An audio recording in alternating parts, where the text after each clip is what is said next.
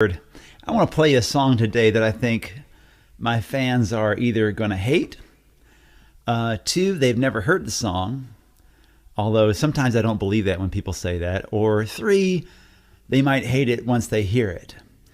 But I hope you'll hear me out on why this song is cool. And there's a few different reasons. So I was at a party in Durham, very close to my home, Durham, North Carolina, 2 summers ago. It was one of the most incredible backyard parties. People were parked away for blocks. There were like 2 barbecue pits. There was a whole table of candy. There was a spiked slushy machine. That was incredible. I've never seen that. All colors, all ages represented, working class, academics, extremely diverse. And there was a great DJ at the party who was spinning like mostly some old soul hits, and me and my girlfriend are dancing, and other people are dancing, whatever. And then this song came on, and my girlfriend's like, "Oh, cool!" And I was like, "What is this? I never heard this." And she said, "You've never heard this?" And it was this cool country hip hop blend, which you've heard a little bit of over the past couple of decades, really, but this was definitely a little different. And the singing was cool, and people loved it. People flooded the dance stage like grandma was there. Everybody came down. It was the only song all night that the crowd made the DJ play again. There would have been a riot. He wouldn't have made it out of there with his clothes. So he did play it again, and we danced for another 3 minutes. And I was like, I want a piece of this. Like, I want a piece of what makes people this happy, this excited about something. So cut to last night. I was watching Garth Brooks. Night before last. I was watching Garth Brooks, Library of Congress Gershwin Award winner, Garth Brooks. He's a fantastic songwriter. And he did this cool show where he came out by himself with a guitar, and he played like a little bit of "Operator, Why Don't You Help?" He played a little bit of that, like a verse and a chorus. And then he played a Merle Haggard song, "Sing Me Back Home Before I Die." And he played all these songs that had influenced him as a songwriter. And then he picked up the microphone, he walked across the stage to another place, which is cool. He's like playing to different parts of the crowd. I love Garth Brooks. I want you to know that I am not hating on Garth Brooks when I say this.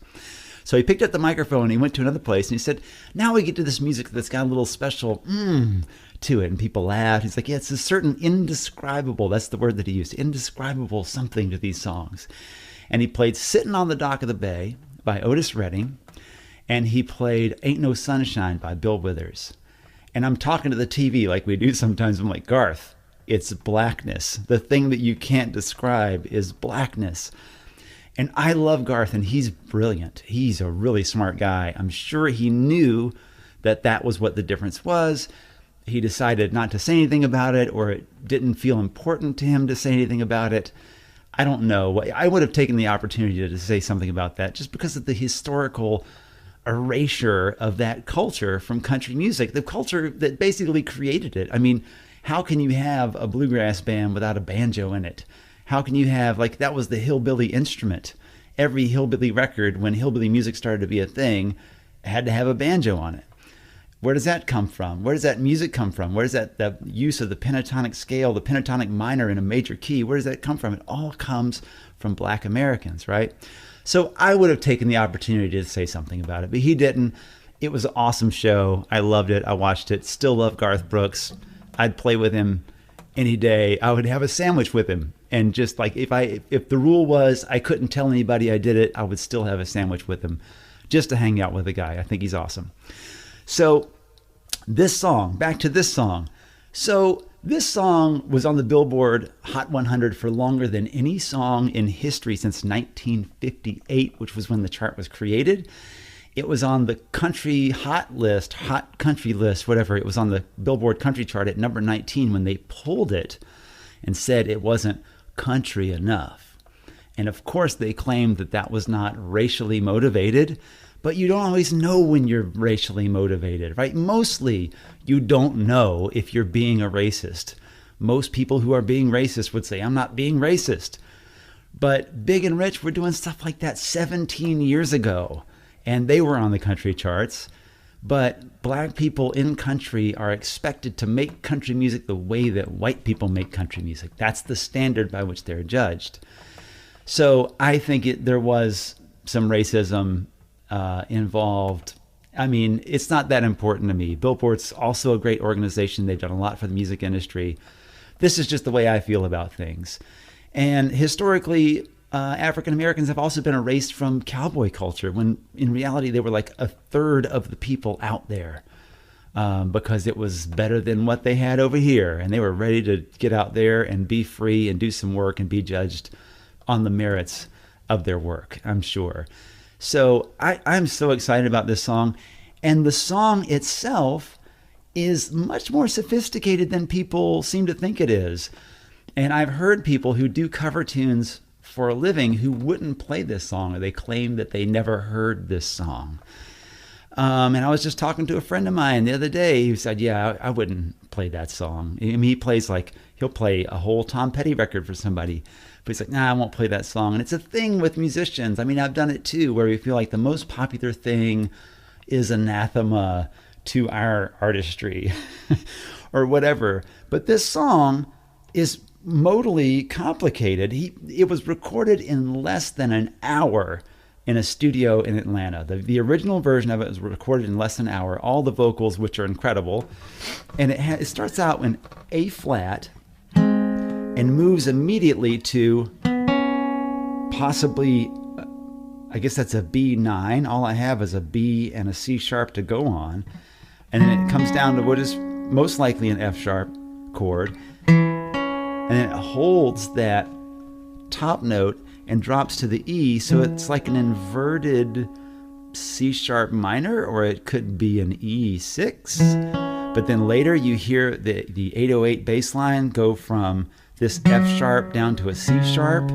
So if you incorporate both of those, and the E note, and that higher A flat, or I guess that'd be G sharp. It's a weird key. Like, you have to call it a flat or a sharp, and then you start walking around these modal chords, and you're like, well, what do I call that now? Is that F flat? Right? So that's kind of it. I've compromised by playing like an A minor sus4, sort of. Anyway, it's musically sophisticated. The vocal range of the song is an octave and a half. It's like the Star Spangled Banner of pop songs. It's really hard to sing. So I just want to give this song its due, now that I've told you how I feel about it and all the things that I think about it. I hope you can appreciate this song for what it is. It's a very popular song.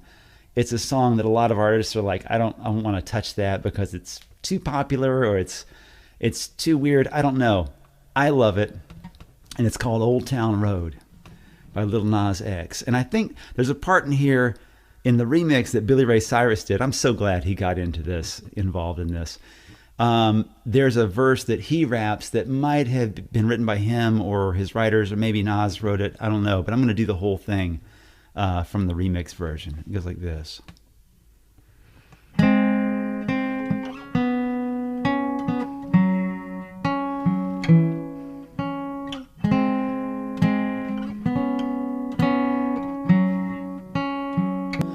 Yeah, I'm gonna take my horse to the old town road. I'm gonna ride till I can't no more. I'm gonna take my horse to the old town road. I'm gonna ride till I can't no more. I got horses in the back, horse tack is attached.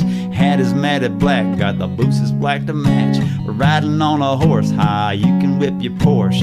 I've been in the valley, you ain't been up off that porch. Now can't nobody tell me nothing.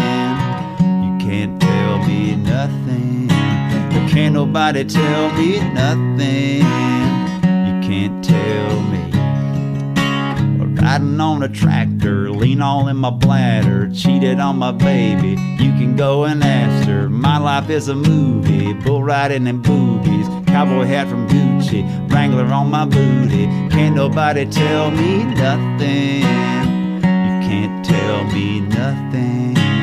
Can't nobody tell me nothing. You can't tell me nothing. I'm gonna take my horse to the old town road. I'm gonna ride till I can't no more. I'm gonna take my horse to the old town road. I'm gonna ride till I can't no more. Hat down, cross town, living like a rock star. Spend a lot of money on my real old guitar. Baby's gotta have it, diamond rings and Fendi sports bras. Riding down Rodeo in my Maserati sports car. I got no stress, I've been through all that. I'm like a Marlboro man, so I can kick on back. Wish I can roll on back to that old town road. I'm gonna ride till I can't no more. I'm gonna take my horse to the old town road. I'm gonna ride till I can't no more. I'm gonna take my horse to the old town road. I'm gonna ride till I can't no more. I'm gonna take my horse to the old town road. I'm gonna ride, ride.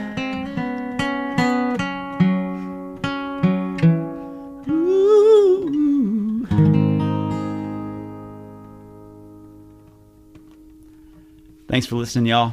Don't forget to subscribe, hit the bell for notifications. See me on Twitch /Jonathan Byrd Music. Playing live streams for you, especially Wednesday nights, 7 to 10 Eastern. Love y'all. Bye-bye.